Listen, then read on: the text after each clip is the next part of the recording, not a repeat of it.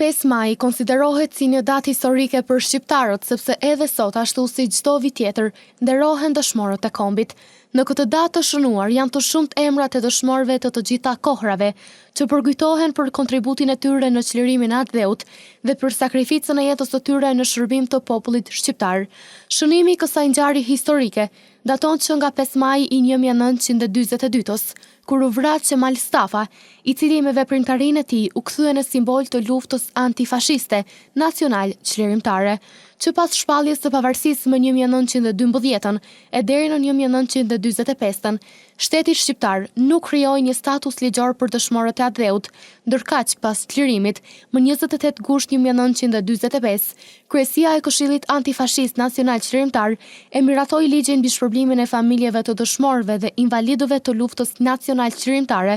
duke u bërë kështu ligj që sankciononte trajtimin e familjeve të patriotëve të të gjitha kohrave që kishin luftuar e rënë për atë dheun. Ndërsa në kohën e komunizmit, 5 maj u bë traditë, ku çdo vit në këtë datë vizitoheshin varresat e dëshmorëve të luftës antifashiste nacional çlirimtare dhe familjet e dëshmorëve.